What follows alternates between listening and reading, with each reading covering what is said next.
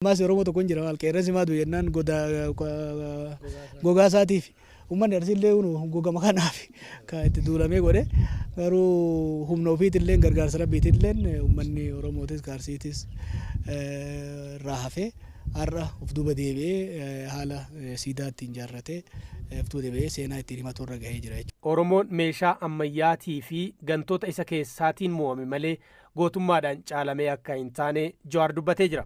Aanolee godaannisa Oromooti. Bakkoota yeroo sirni cunqursaa biyya kanarratti dhufu yeroo abbaan biyyummaa Oromoo irraa sarbamu sarbaa san diddaa kolonii san diddaadhaaf bakka falmaan gurguddaan itti godhame keessaa godinni kun godina tokko bakka wareegamni guddaan itti kafalamelleedha.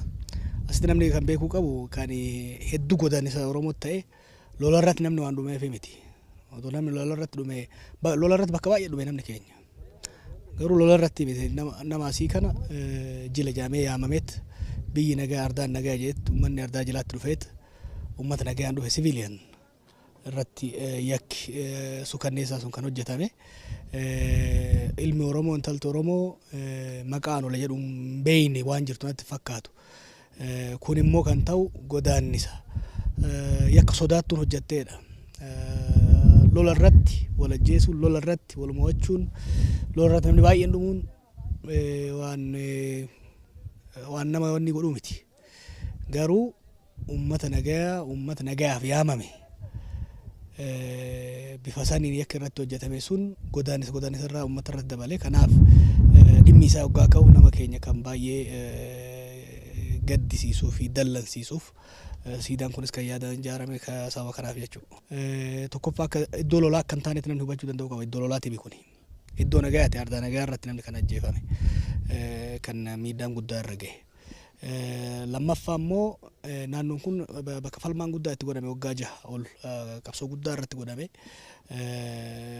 olaantummaa meeshaa ammayyaatii fi gorsitoota namni akka amma laalu humna ol gitu miti kan lola yeroo san uummanni keenya eeboof wantaa qofaan lolaa kan ture.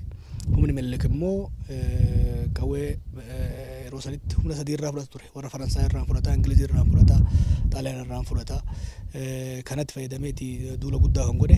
Akkasuu godhe immoo wanni amma reefu jaarsillee dubbatee jira. Akkasuu humna teeknooloojii qofaanii miti kan caalee mo'ate. Keessootti gantuu bitachuudhaan jechuudha.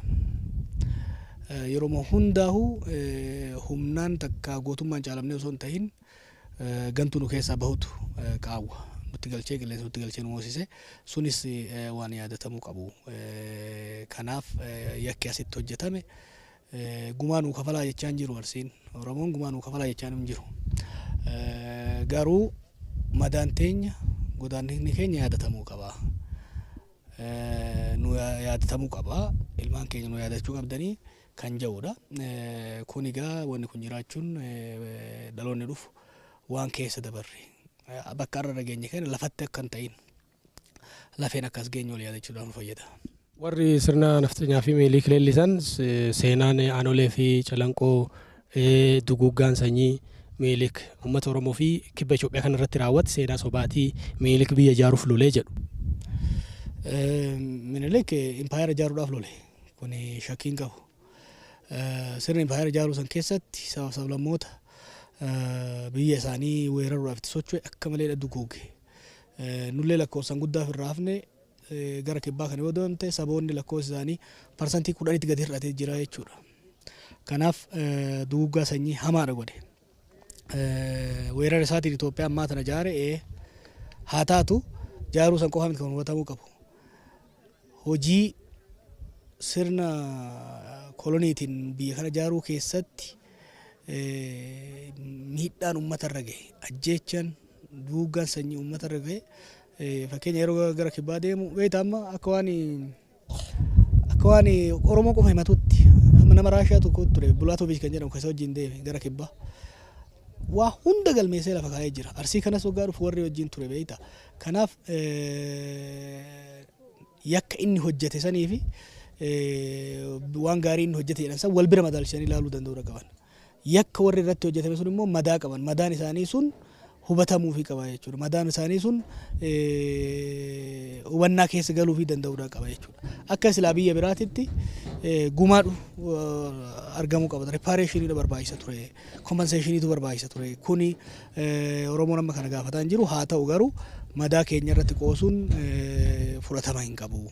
Kuni seenaa dhugaati. Reefu agartee jirta. Awwaala walootti jira. Maas Greef kan jedhuun hangammaa jira. Uummanni irra deemee inni godhaa ture. Waa'ee seenaa kanaa amma irra caalatti Profeesar Abbaas barreessu duratti irra caalaa Nadhii Gammadaa fa'aa Mikaa'el Nadeessaa fa'aatu barsiisaa ture. Dhalattoota naannoo kanaati. Isaan adda bilisummaa Oromoo keessatti baay'ee barsiisaa turanii adda bilisummaa Oromoo achirraa fuudhee baay'ee barsiisaa ture jechuudha. Dhaloonni kunis irraa fuudhee barsiisaa deemuu danda'uudha qaba. Ormi waan fedhe haa jedhu dhaloonni keenya garuu irraanfachuu hin qabu. Abaddan irraanfachuu hin qabu. Maaliif aanolee irraanfannaan aanolee biraatiitu boruun irratti deebi'a. Kanaaf nurrattis akka hin deebine nama biraarratti illee akka hin deebine godaanis kaleessaa sana yaadachuun barbaachisaadha. Milkaan kun uummanni uummata laafuu miti. Uummata akkasii balleessuu dandeessuu miti. Inumaa daran cimee iyyuu. Daran cimee uummanni daran akka cimee bahu. Godaanis akkanaa kun jiraachuun namni keenya akka hin rafne. Yeroo yeroon akka dammaquu fi akka of jaaru akka qabsaa'u godhee sadarkaa amma irra geenye kanarra gahee jira. Kaayyoon akkuma reefu obboleen jedhetti kaayyoon Minilik lafa ifa ture beeki. Uummata kana duguugee lafa gabbataa beekta amma isaan irrallee ilaaluun beekta yeroo tokko tokko Minilik irrallee ilaaluun sitti ulfaata lafa kana fakkaatu argee warra asirra jiru kan irraa duguugee warra ofii irra qubachiisuu fedhuun isaa homaa waan nama ajaa'ibaati miti. Wanni